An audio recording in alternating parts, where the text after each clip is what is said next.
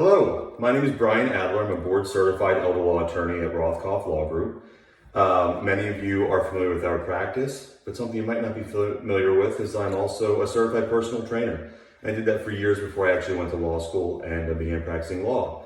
So I know a lot of us are stuck in our homes. A lot of our clients don't have access to their gyms or even the outside to exercise. So I thought I'd take this as an opportunity to pick up some dumbbells and do a brief workout with you that you can watch and do a couple times a week. Hopefully this will take about 20 minutes. You don't really need any equipment. As you can see, I have a fancy folding chair here. You can use any chair that you might like. This is nothing more than just a simple folding chair. You can use a dining room table chair, a kitchen chair, anything you might like. I also have a pair of dumbbells that we'll be using. But you don't even need dumbbells. You can use a pair of soup cans. You can use 2 bottles of water. Really anything that has a little bit of weight to it will be fine for our workout today. So we're going to time everything. We're going to do a 30-second set of exercise and move on to another one. The goal here is to do a total body movement, working our lower body, our upper body, and try to get our heart rate elevated a little bit, just so you feel a little bit better about yourself, get moving a little bit, and don't stay seated in front of Netflix all day long. So with that, let's get started. And before we go any further, I want to just say that you should consult with your doctor before starting any exercise routine. This is not designed to be too strenuous, but certainly if you have any medical issues or a history of heart problems, lung problems, things like that, you probably want to get a doctor's sign off before participating in anything like this. So we're going to begin with a march in place, just for 30 seconds, just to get moving, just like this. You want to make sure the knees come up pretty high as you can get them. You can keep your hands at the sides. You can keep them in front of you. Or if you want to add a little bit of extra work, you can put them behind your head like this in what's called a prisoner position. It works the upper back, the shoulders, and it will also put a little stretch through your chest there. We're almost finished. We're already through 25 seconds. 4, 3, 2, 1. Now we're going to move on to a high butt kicker. I'm going to turn to the side. You'll see what this looks like, but the goal is to hit your quadriceps and your hamstrings. Turn to the side.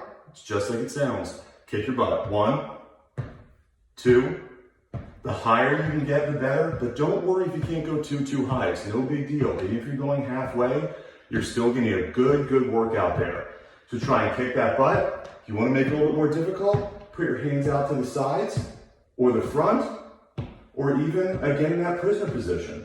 Work the upper back, the shoulders, the triceps, and the biceps. You can feel free to do any one of these. And we're almost there. 3, 2, 1. Now your heart rate should be elevated just a little bit by doing that. These are just some warm-up movements. But our next activity is called a static jack. You might be familiar with the old jumping jack. Well, that can be a little bit difficult, particularly on the knees and on the hips. So a static jack looks a little bit different. It's like this. Hands down, step to the side. Hands up, step to the side. And this is a static jack. Here, we're getting our heart rate elevated. As you can hear, I'm already a little bit out of breath from doing this. I'm breaking a little bit of a sweat. I'm stepping out to the side, working my lower body and my upper body. I'm hitting my shoulders. I'm hitting my upper back, my legs, and my hips. And you can see we're almost there. 4 more seconds and we're moving on to our next activity. And done. That's 30 seconds of static jacks. Now, I'd like you to walk to the back of your chair. You can slide it forward a little bit. Hold on to it because we're going to do side leg raises. 30 seconds per leg. Let's start with the right. 1, 2, 3. You want to feel the pull from the side of your hip. This is called your hip abductor. It abducts your leg outward. And we're going to lift that leg up as high as we can. Don't worry if it's a little bit lower. You just want to feel that tushy and hip lifting the butt up. Your glutes and your hip doing the lift. Only a few more seconds here and we'll move on to the other side. 3, 2, done. Switch your hands to the left hip and begin. Remember again, you want to pull from the glute and the hip here, making sure that your arm is steady on the chair in front of you. That's what's supporting you. Make sure you don't hurt yourself. You can put your hand on your hip just like this. You can rest on your tush and feel that muscle work and feel the burn. Or if you prefer, you can stabilize yourself with both hands on the chair just like this. And we've got 5 more seconds. 5, 4, 3, 2, and done. Oh, feel the burn? I do. I'm feeling it. We're sweating with Adler here. We're sweating with Adler. Now, pull your chair back a little bit. Stand in front. We're gonna do some toe touches. I understand you might not be able to get all the way to the ground. That's totally fine, but it's great to work your lower back, your tush, your hamstrings. So hands in front like a mummy, just like this. Bend and touch the toes. Stand up to the hips. Touch the toes, stand up to the hips. From the side, you want to keep your flat back, just like a tabletop. A little bit of a bend in the knee will help you get a little bit lower, but don't bend too much. Too much of a bend turns into a squat. You really just want to make sure you're tapping your toes.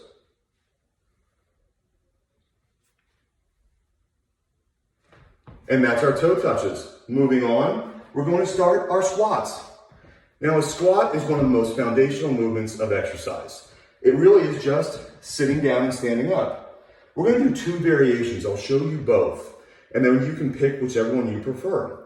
The standard squat that I prefer you to do if you're able, hands behind your head, just like this, and sit down and stand up. Sit down and stand up. If you're not comfortable doing so, that's why we have our chair. I'm going to put the chair to the side, and I'll show you what we're going to do. Sit, feet off the ground, stand back up. Sit, feet off the ground, stand back up. I'm going to do both here. We're going to do traditional squat, and I'll do the chair squat, but both will be for 30 seconds. So here we go. Let's start first our full squat.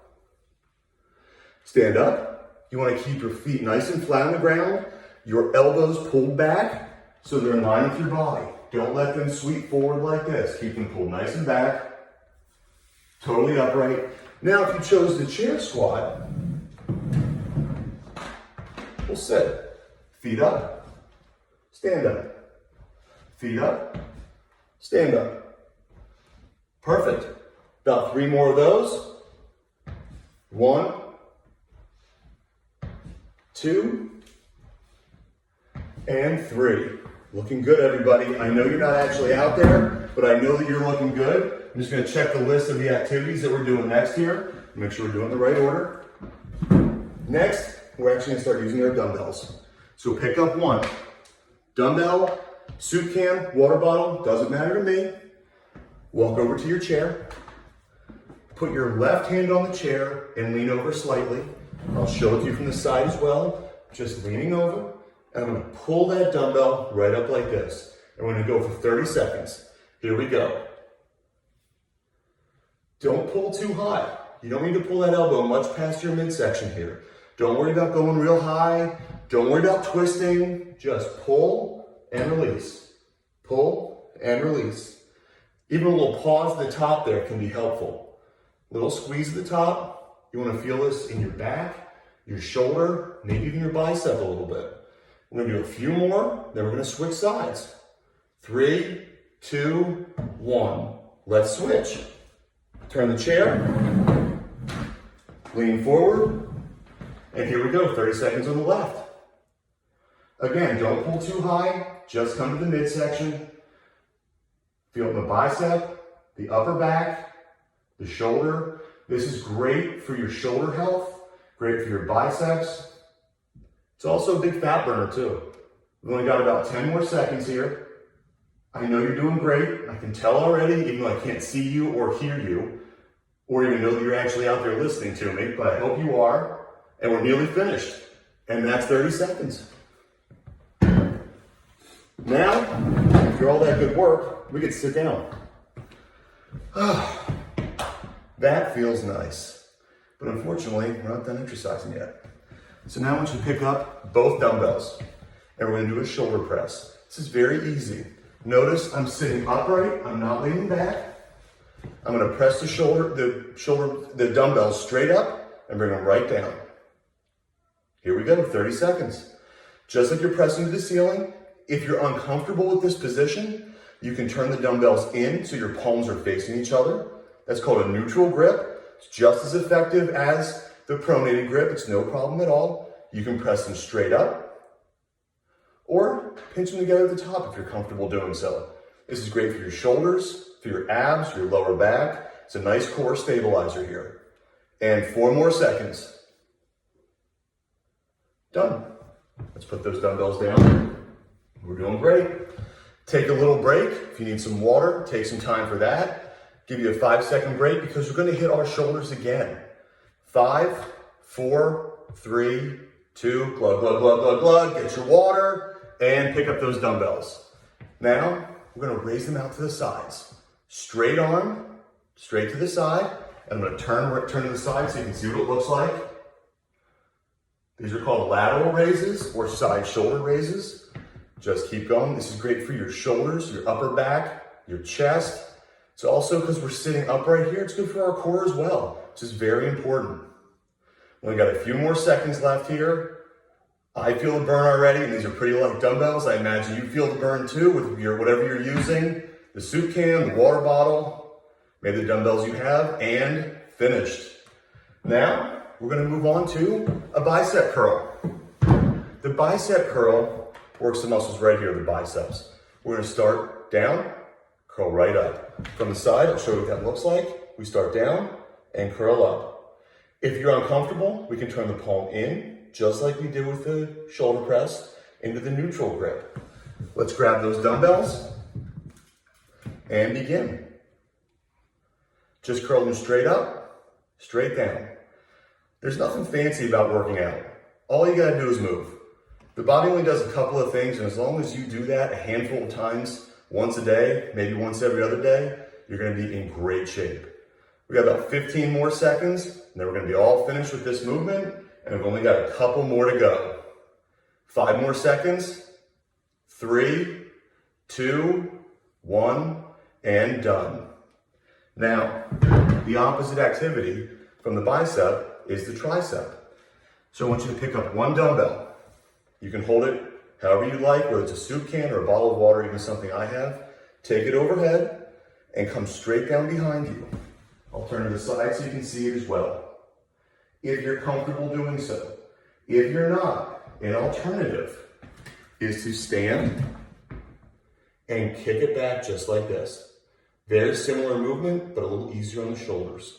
So I'll show you both during our movement. We're gonna start for 30 seconds right now. Come back and up, down and up. Good, feel that stretch through the tricep, maybe even the shoulder and the chest a little bit. Now I'm gonna switch to the kickback so you can see what that looks like as well. Just remember to lean, elbow up and extend back. Elbow up and extend back. Don't stress it, don't push too high. Just right to parallel, come right back down. And 3, 2, done. How's everybody feeling? We've got 2 more activities and we're all finished. Next one, let's work those calves.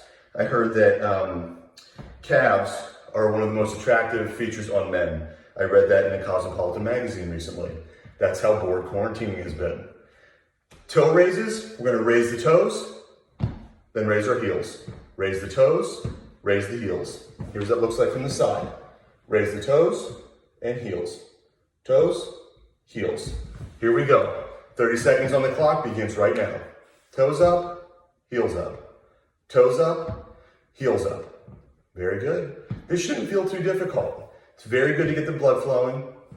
This is something you might even want to do when you're on an airplane. If you're flying long distances, you're worried about blood flow, this is a great way to avoid any problems with deep vein thrombosis. Gets you feeling, the blood movement gets you feeling better. Of course, it's always better if you can get up and lunge up and down the aisle and do push-ups in the galley, but they frown upon that now. 2 more seconds, and we're up to our last movement. You guys did great. It's a twist for the core. We're going to reach to the right, and then to the left. Up to the right, then to the left. And we're gonna start the clock right now. 1, 2. You can even bring your hands up like a boxer and rotate back and forth. If you feel like acting like Tyson, go for it. You're a boxer. and rotate left, rotate right. Don't force it, just as far as you are comfortable. This is going to work your core, particularly your abs, your obliques, your lower back, and also some of your shoulders, upper back, and chest with the arm movement. Couple more seconds, and finished. Now, that took us about 10 minutes. You gotta do that one more time. So hit rewind all the way to the beginning, do the whole thing again. Do that a couple times a week. You'll be feeling a whole lot better. If you're not feeling great right now about being stuck indoors, even if you are feeling okay, you can always feel better than you actually are. So thank you all for participating. Hope to post a couple more like these soon. And if you have any questions about how the Rothkoff Law Group can assist you with estate planning, elder law, crisis planning, care coordination, or healthcare advocacy, visit us on the web, rothkofflaw.com. That's ROTHKOFFLAW.com.